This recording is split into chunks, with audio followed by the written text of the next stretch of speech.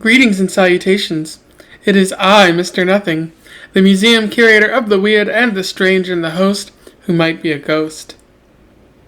Welcome back to Around the Weird, a booktube channel where I talk about all manner of strange and unusual literature that I have found in my travels.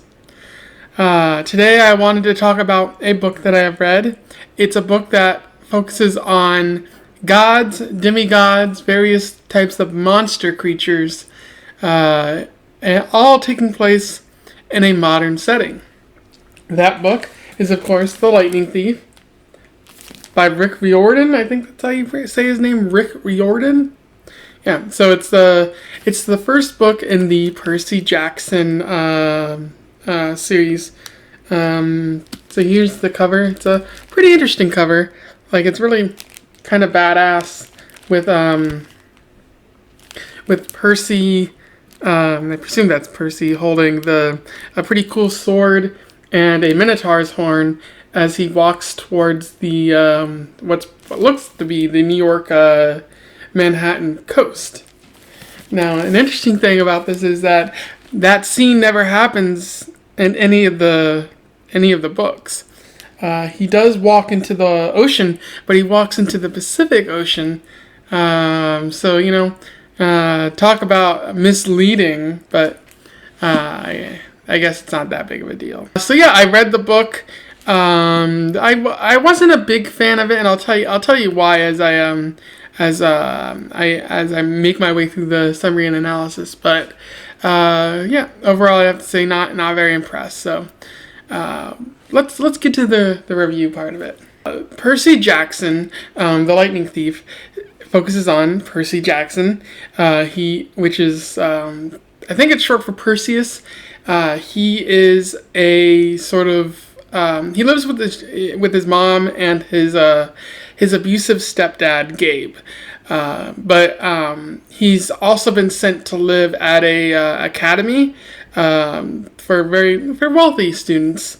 Percy is at a museum on a school trip one day when one of the teachers attacks him, and the teacher behaves in a way that isn't very human. And while he's fighting off this teacher creature, one of his other teachers throws him a magical sword, which he uses. But then when he comes to his senses again, the teacher's no longer there. None of the other students on the school trip even remember that teacher existing. And the teacher who threw him the sword, doesn't recall it ever happening. And so he's like, well, this is pretty unusual.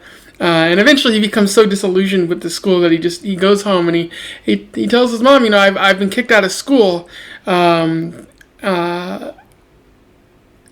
I don't know what I'm gonna do next. So let's try to figure things out, Mom. And they go on a little trip down to a cabin where his mom starts to reveal a little bit of his past to him about how he knows who his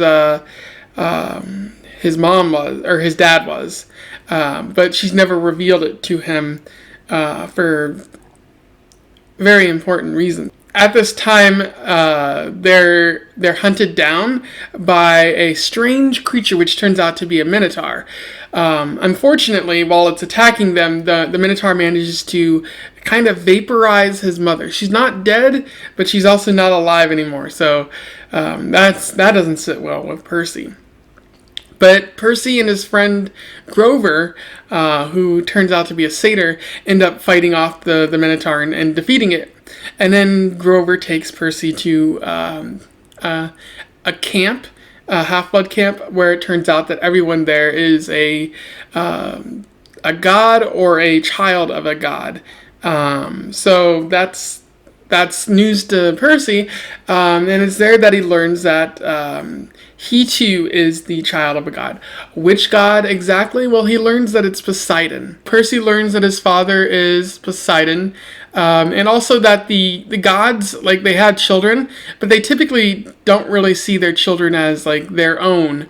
It seems like it's sort of a game to the gods and goddesses.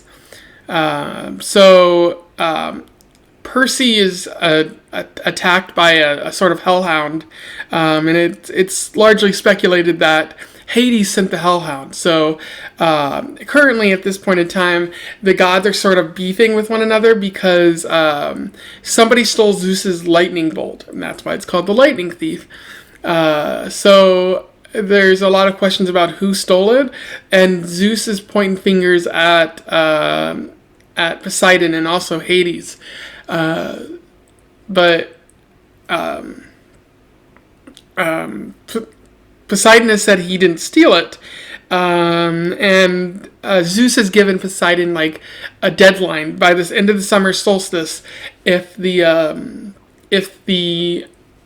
lightning bolt isn't found, he's going to go to war against Poseidon, which is pretty terrible. By this point, they've decided the camp leaders have decided to give Percy and his friends Annabeth, who is the daughter of Athena, and Grover, who again is a satyr, and Pan is his patron saint. They've been given a quest to go retrieve the lightning bolt from Hades, and so over the course of the book, they come into contact with a bunch of Furies, Medusa even, and even a Chimera, which ends up almost killing Percy, but thankfully he recognizes the true strength of his waterborne abilities, and he's able to kind of overcome it.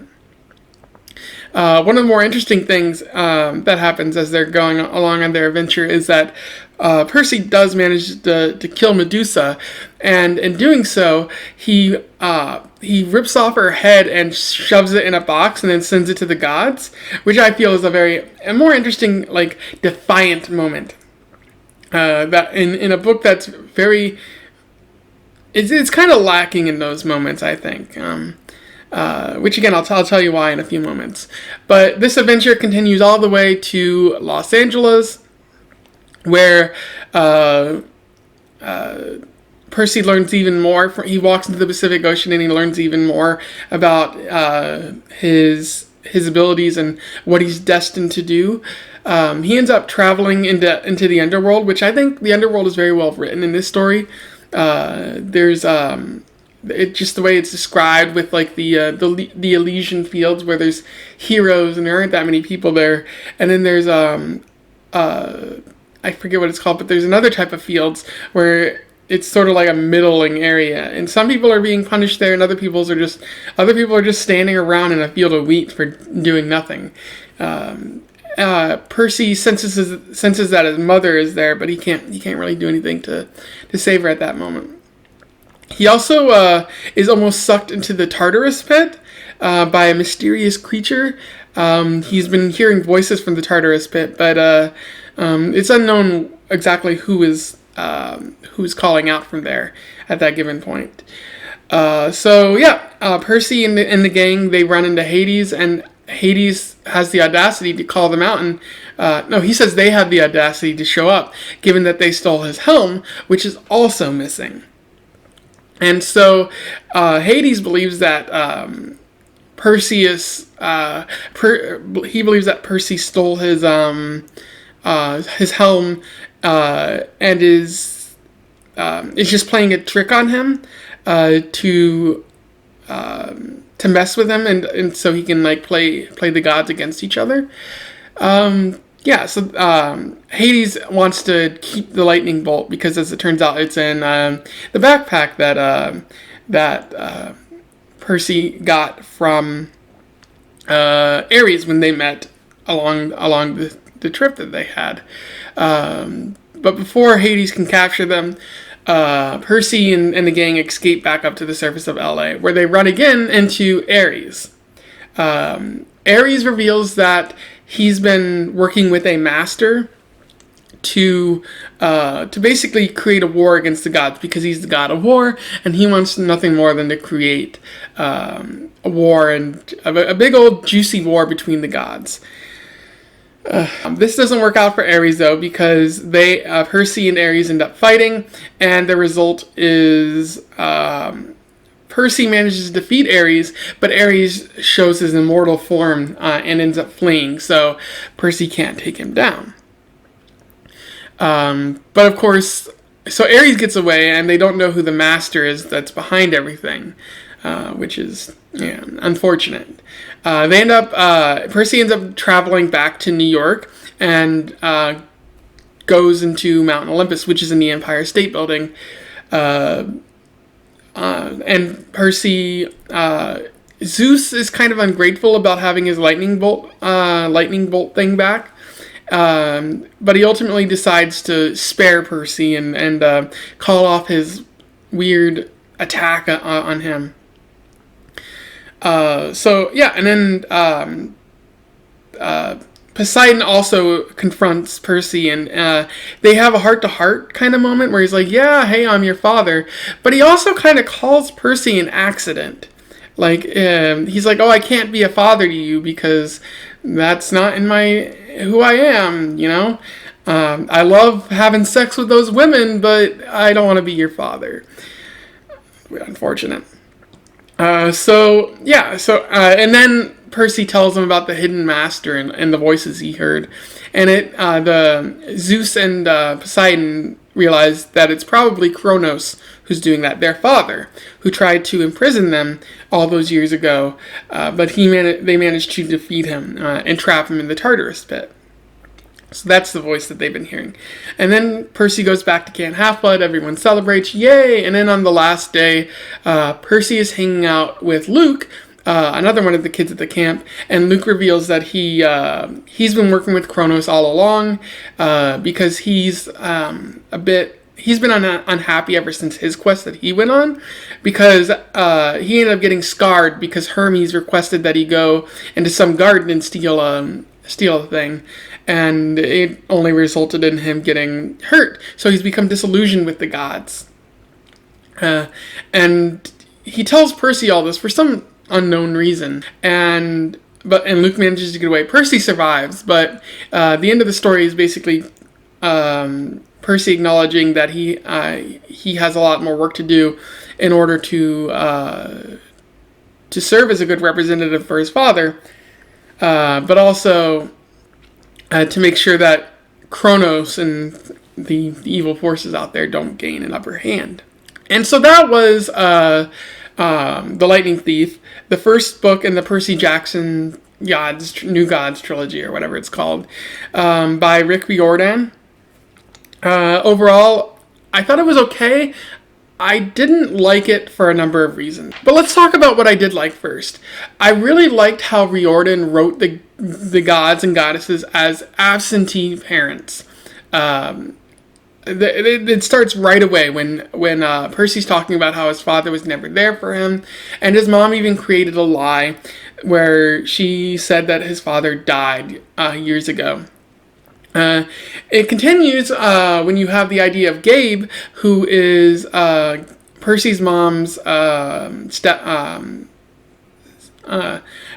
husband, Percy's stepdad, and he's written as abusive and an asshole and just a really terrible person who seemingly tries to make Percy's life worse over the course of the book by labeling him a fugitive and everything once his mom goes missing. Oh, which, by the way, I didn't mention, his mom lives in the end, so that's great for Percy. And it continues, like, when they're at Camp Half-Blood, the other campers note that, like, the gods don't really care about these demigods that they've created, that these child heroes that are running around. They're in danger several times throughout the course of the book, and Poseidon does very little to help them. And as I mentioned before, like, Poseidon and Percy have a face-to-face conversation where, in no uncertain terms, Poseidon calls Percy an accident. And maybe he's referring to the fact that he's doomed Percy to a life of turmoil because he's always going to be hunted down by monsters and challengers. But how would you feel if your father, who doesn't hang around you a lot, came up to you and said, "Hey, you're an accident. I probably shouldn't have had you"? That's really terrible, and it's it's really good at making the gods seem like jerks who are careless and only care about themselves. They're arrogant. Like Luke points that out at the end. When he got scarred, when he lost his quest, he received only pity, and he realized then that the gods were arrogant and they needed to be taken down. And it really makes me wonder, why is Luke the villain of the story? Like, yeah, he does some bad things. He hurts Percy, but his cause is just. Like, you have Percy defending the gods here, when the gods throughout the book have been written in such a way that they're kind of terrible. They're not good people. So for Percy to defend them, it's like he's very stupid. Rick Riordan sets up a great idea, and he fails to capitalize on it, because ultimately, like, the idea is that the gods are bad, but you still have people wanting to preserve that status quo. And as I mentioned before, like, it seems like Percy's dumb. Like, every character in this is written to be incredibly stupid. Like, Ares for one, and Luke for another at the end of the book. They just tell Percy their plans. And it's like, Luke had the upper hand at the end of the book. He could have just killed Percy without him suspecting a thing, and then he could have carried on with his plan, but he chose to tell Percy his plan. Ares chose to monologue, and it's like, who does that help? Like, your villains are utterly stupid. And it doesn't help that the heroes are even dumber, because they keep walking into situations where they encounter monsters, and it takes them forever to realize it. Long after the reader has realized that the monsters are actually monsters and want to kill the heroes, Percy is just... he just takes forever, and it's like, how are these characters surviving? Like, if Percy and Annabeth and Grover are the only ones protecting humanity, or even the other gods from destruction, then they need a better hope. Like, another thing I want to talk about is how this seems to rip off the Harry Potter franchise at several points. And this was written 7 years after the first Harry Potter book came out, roughly. So it makes sense that young adult writers would start copying from J.K. Rowling, given the success of her books. But it's like one of those jokes, you know, like, oh, can I copy off your homework? Yeah, sure, but make sure to make it look like you didn't exactly copy off it. And here's Rick Riordan, like changing things slightly, but still there to make it known what he's copying off of. Because you have Camp Half-Blood, where characters stay a part of the year and then go back home to their normal lives. Hogwarts. The campers are separated into houses depending on who their sponsor is, who their father or mother may be, which seems a lot like the Hogwarts houses. You also have an ancient evil, or a big evil that's stalking the character, and it in fact uses another character because they're not strong enough to walk amongst us now. In the Harry Potter series, you had Voldemort latching on to Quirrell, and in this you have Ares like helping Kronos, who's stuck in the Tartarus pit, or even Luke, who had to rely on Ares, Ares and borrowed from was like being used by Kronos. And I guess the last thing I want to talk about is Percy's mom. The first thing that happens with Percy's mom is that she dies. Which is a very like emotional moment, and like it kind of guides Percy throughout the rest of the book. And then at the end of the book, she survives. He's able to get her back, possibly because the Minotaur wasn't meant to kill humans. But I don't like that, because it seems like there's no stakes then. Like, Percy lost his mom, but where's the risk for Percy throughout this entire book? Yeah, he can die, but he has his friends, and it never seems like he's in too much peril at any given chance. And for Riordan to kill his mother and provide something for Percy to think about, and then to just give her back at the end, it feels a little cheap. And I do wonder, in future books, is he actually going to kill his mother? Like, is Riordan going to kill Percy's mom? Because that would feel like a weird cop-out. Like, you could just do that here. But again, I would have to read the future series to fully understand that. And then there's also the issue with Gabe, how Gabe is abusive, and it gets darker as the book goes on, and I have to wonder, why does Gabe exist? Couldn't Percy's mom just be a single mother? You don't need to give her an abusive foil to make her seem downtrodden. It makes the book really weird, and it feels a bit out of place in my opinion. There are other places in the world to teach children about abusive homes and to make a point. And Riordan, this book is not the place to do it. It conflicting themes and whatnot. And plus, at one point, the gods send Percy back his Medusa head. And Percy's like, well, maybe I should use it against Gabe. But Percy's mom is like, no, don't do that, Percy. That would be bad. And then Percy's mom ends up doing it and collects a large sum of money as a result, which is nice for her. Is Riordan trying to make a commentary about how abused women, like their only recourse is violence? I don't think he's trying to say that, but it comes off that way, and it's very, very weird. I could go on for a lot longer and rant about how this story has so much potential, but it squanders it all. There are multiple books in this series, and I had intended, much like with the Princess Diaries series, to go through them and explore them in more detail, especially because I had never read the Percy Jackson series. Growing up, I liked the Harry Potter series, and I saw it and I thought, oh, well, this seems like a Harry Potter ripoff. I'm going to avoid that. I realized I was probably wrong. It's not a strict Harry Potter ripoff, but it does share some of that. I think young Mr. Nothing would have probably really enjoyed the series.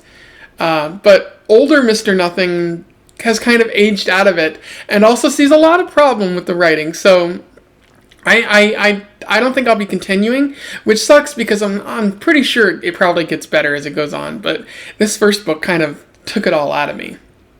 Overall, I would say I don't recommend this just because if you want to read about a modern interpretation of the gods, you can't go wrong by reading American Gods by Neil Gaiman. That's a far superior adaptation, although it does require a lot of understanding of philosophy and mythology. But I think that it's well worth reading.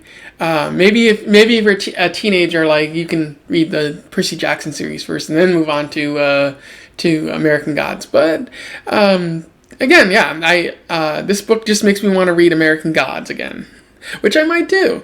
It's a quality book. Don't forget to like, share, and subscribe. Hit that bell symbol to get notifications and whatnot. If you have any comments about the story or anything that I might have said here I don't know how long this is. It's going to be a rant. I didn't mean for it to turn out this way, but my thoughts aren't very coherent. But if you have, feel free to comment below. I'd love to talk more about the story because it's kind of bad and there's kind of a lot to take in. So yeah, comment below. Otherwise, I bid you a pleasant time in your weird travels. Farewell.